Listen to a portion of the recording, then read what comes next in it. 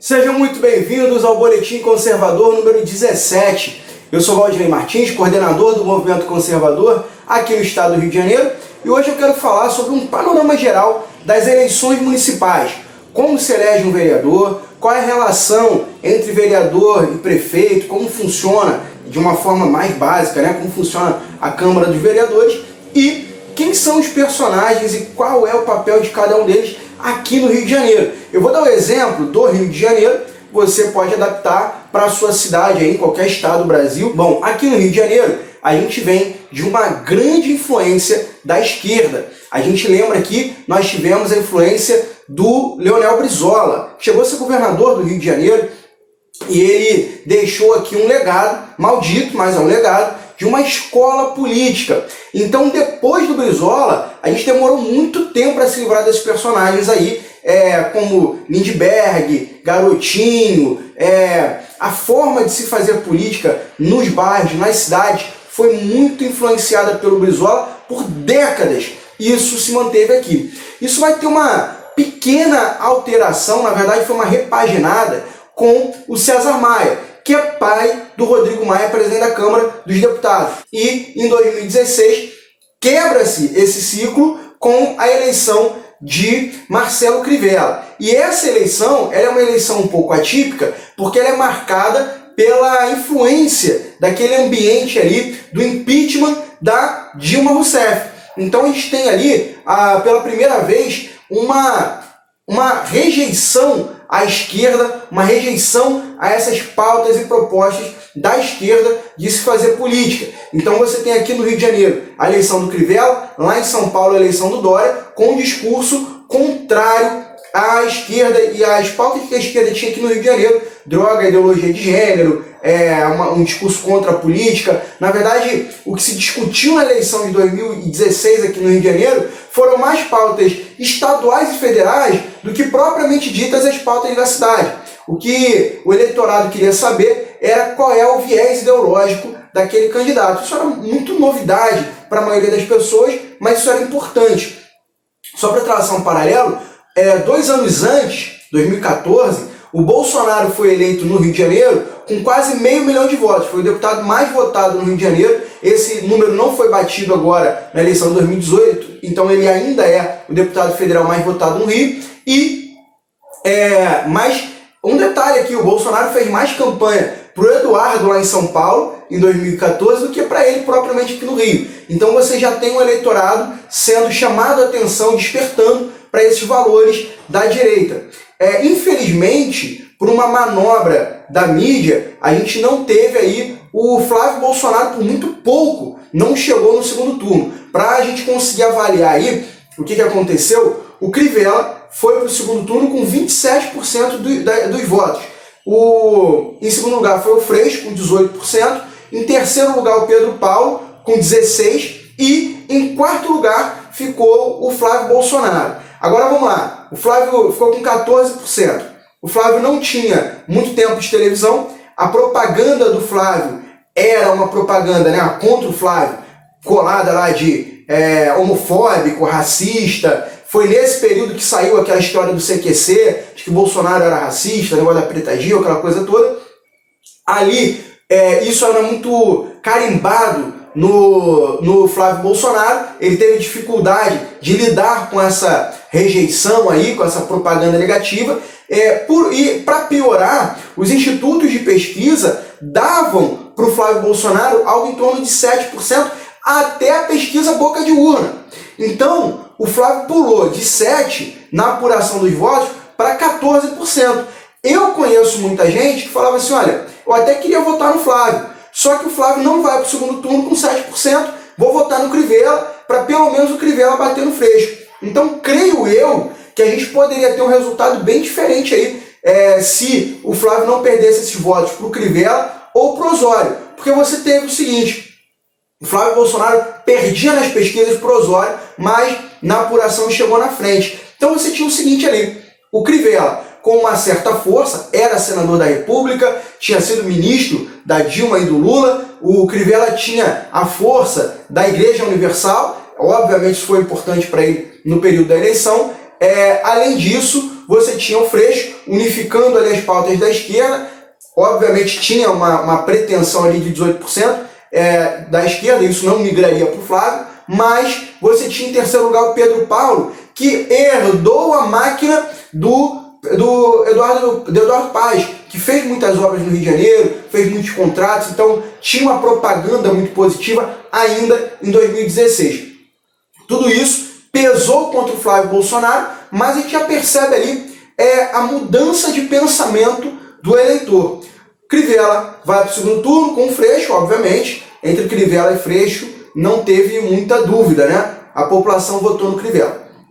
Agora, com o Bolsonaro eleito presidente, com a questão do conservadorismo sendo amadurecida no cenário político, na discussão política, e aí você vê o povão se identificando cada vez mais com o Bolsonaro, você vê o povão cada vez mais satisfeito com o Bolsonaro. Um exemplo agora, a saída do Mandetta e do Moro, isso deu uma balançada mais rapidamente. Horas depois o Bolsonaro faz um discurso e reúne de novo o seu apoio, segue firme e forte no governo, o presidente Bolsonaro. Então isso significa que ele tem base, ele tem raízes na população. E isso deu a entender a todos nós que o ideal seria que para 2020 a gente agradecesse o Crivella. Olha, Crivella, você fez um bom trabalho, ganhou do Freixo, mas a prefeitura do Crivella não trouxe nada de relevante para o Rio de Janeiro, né? O Crivella não trouxe para o Rio de Janeiro, por exemplo, nenhuma medida criativa para atrair recursos, para atrair emprego para o Rio de Janeiro. O Rio de Janeiro teve um déficit, sim, de arrecadação por causa de crise econômica, por causa de corrupção herdada no governo anterior, mas, de qualquer forma, o Crivella não fez nada para resolver esse problema. A saúde na gestão do Crivella foi lastimável. Senta para conversar com algum funcionário de clínica de família, de UPA, e você vai ver que a gestão do Crivella foi pífia, com poucos recursos, material de péssima qualidade, quando tem, atraso sucessivo de salário. Na educação não é diferente. Então, sem falar na infraestrutura, você vai ver aí a quantidade de postes queimados, árvores enormes caindo em cima de fio, cobrindo poste, cobrindo placa, buraco na rua, a quantidade de enchente que nós temos no Rio de Janeiro e a ineficiência da prefeitura de resolver, não só de evitar que a enchente aconteça, mas depois de limpar a rua. E a gente chega hoje no absurdo de ter uma enchente, trazer aquela lama, aquele barro todo para cima do asfalto, para a sua calçada, e 2 dias depois ter uma nova chuva e aquele barro está entupindo o bueiro porque a prefeitura não fez a remoção. Galerias entupidas, rios aí que precisam ser dragados, enfim, a gente sabe dos problemas que tem no Rio de Janeiro. Quando, no final do ano passado, a prefeitura resolveu se mexer, foi da pior forma possível, porque o Crivella estava sob ameaça de um impeachment, já o terceiro do seu governo, e aí a forma que ele teve foi de lotear o Rio de Janeiro. Cada vereador ficou responsável por uma região e o vereador aparecia para fazer obra, não o prefeito. Então o vereador ali montando os seus currais eleitorais em troca de apoiar o prefeito para ele continuar no governo. Infelizmente, a gestão do Crivella não foi capaz de, como o Márcio Roberto já denunciou, não foi capaz de fechar um museu com obras de vilipêndio, um museu com obras de péssimo gosto ali, com conotação sexual, colocando imagens sacras com conotação sexual. Crivella não fez o mínimo para resolver isso. A ideologia de gênero come solta nas escolas da cidade do Rio de Janeiro. O PSOL continua crescendo e fazendo escola no Rio de Janeiro. A prefeitura não se dedicou a acabar com isso. Aqueles vereadores mesquinhos, tacanos, brisolistas, que estavam com o Eduardo Paes, estavam com o César Maia, continuaram tendo as benesses do governo Crivella, nada disso mudou.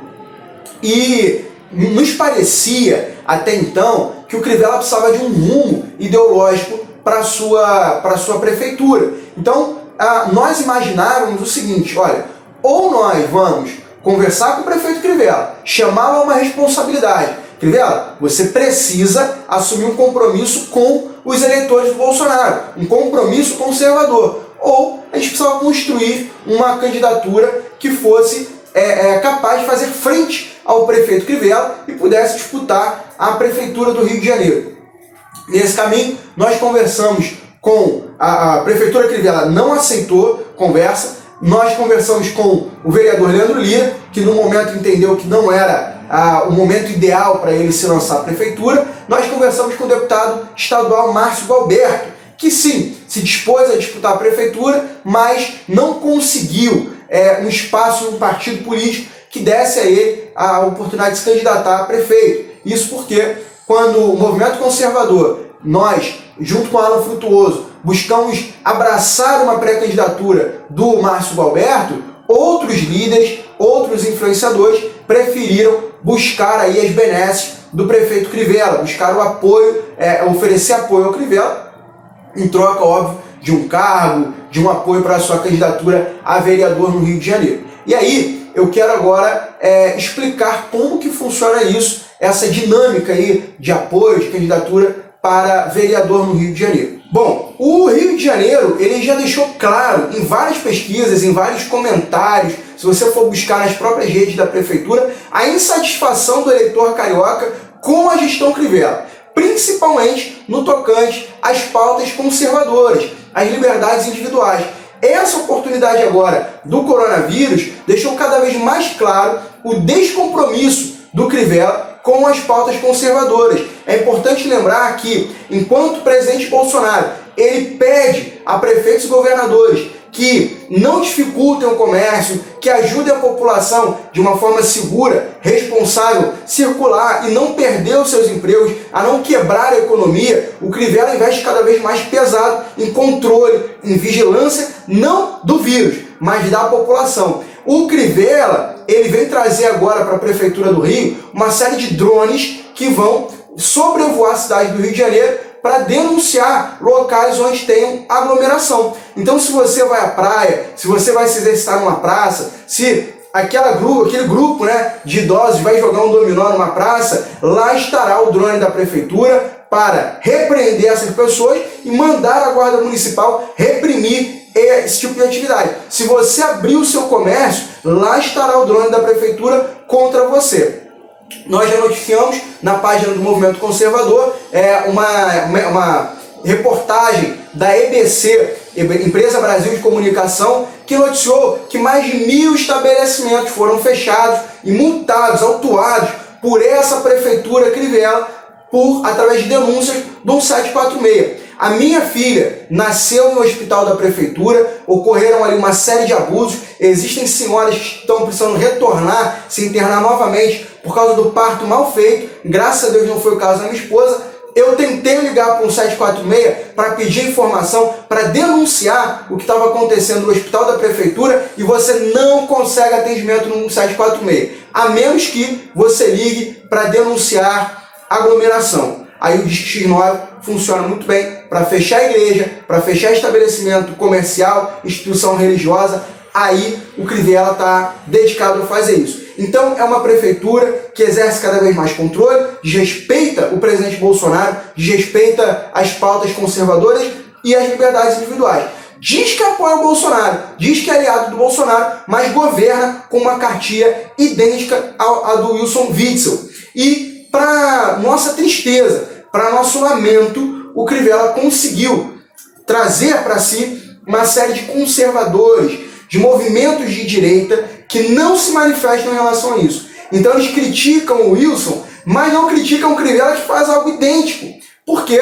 Porque estão filiados ao partido do Crivella, porque conseguiram algum favor do Crivella ou da prefeitura ou do partido do Crivella. Infelizmente, apoiarão esse prefeito cegamente em troca de favores.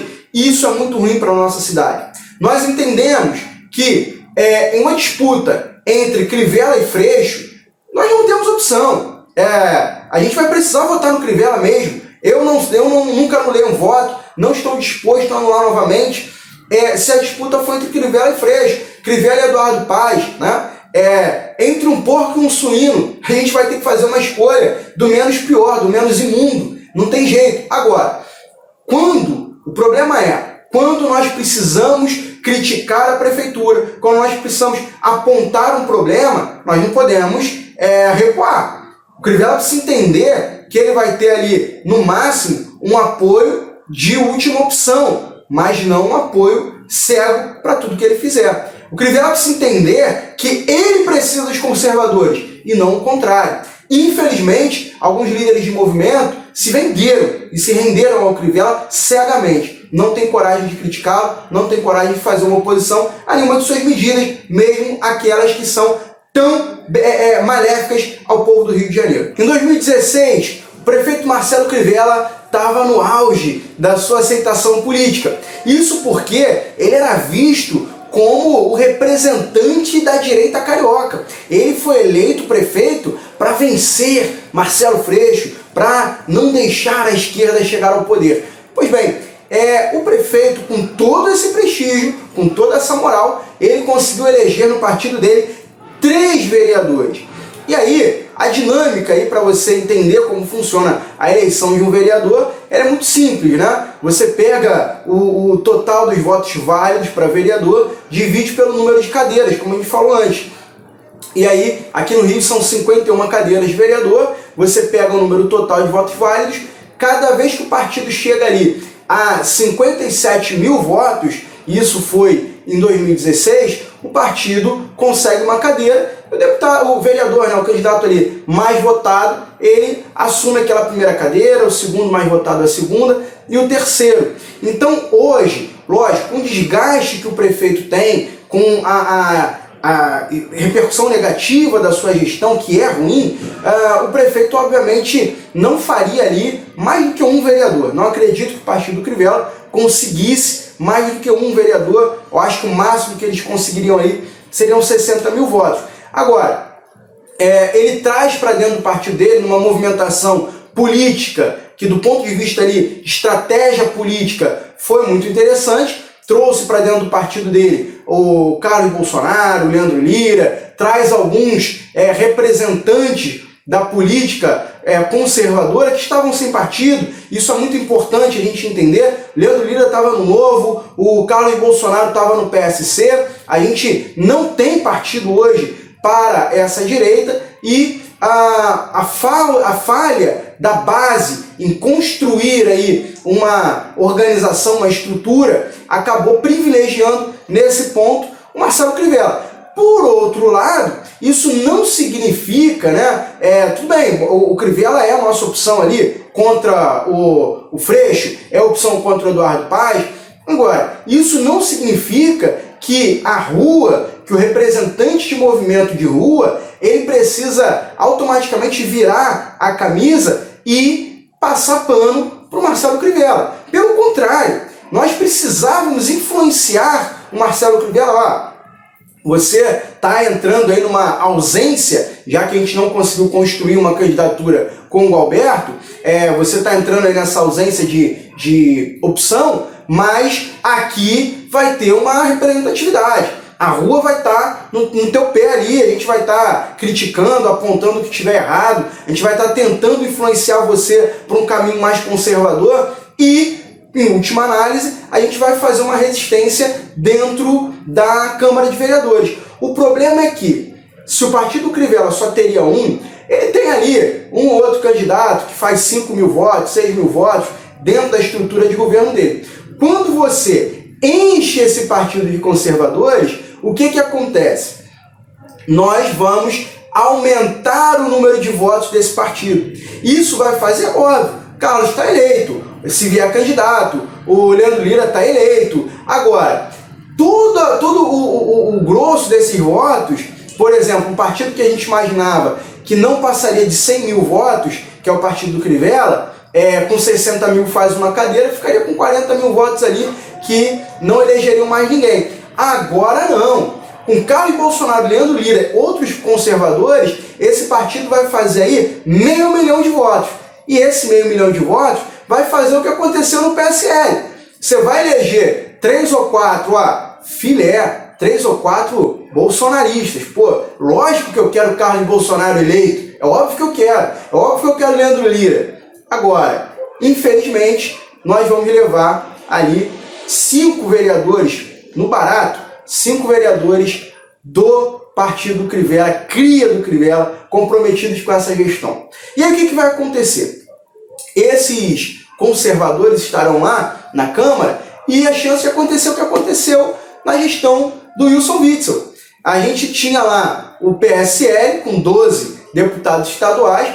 O Wilson já contava com o apoio deles, contava com o voto desses deputados na LERJ. E sabe quem que o Wilson foi agradar? Foi agradar o PT do Ceciliano, foi agradar o PSOL. O Wilson foi querer agradar o DEM, o MDB. E aí os deputados do PSL, a maioria deles, né, foram implorar por uma vaguinha aqui, um carguinho ali, um favorzinho a colar, seja do Ceciliano, seja do Wilson. E aí a gente já viu no que deu, né? Viraram as costas para o Bolsonaro. Isso, infelizmente, é o que parece que vai acontecer.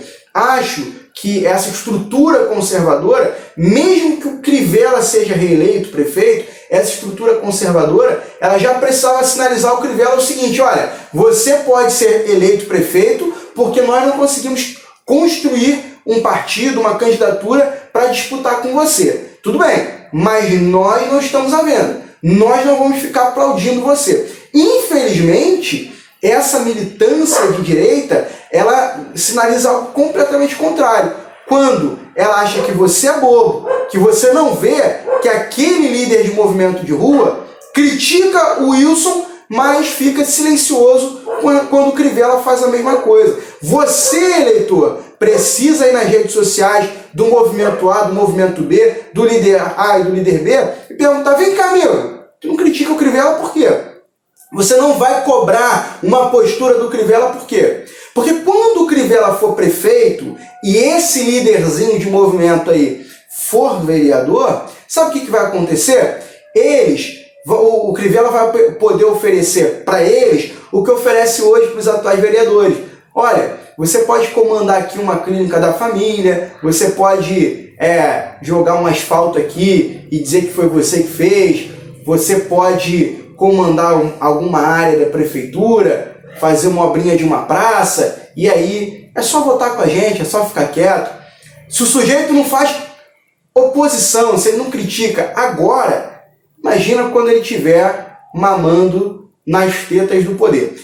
Infelizmente, esse modelo político tá difícil de quebrar, mas nós estamos aqui para apontar e, repito, nada contra os líderes, nada contra os movimentos de direita, nada contra quem foi para o partido do Crivella, mas a postura tem que ser diferente de um silêncio conivente, né, gente? Por favor. Muito obrigado e até o próximo vídeo.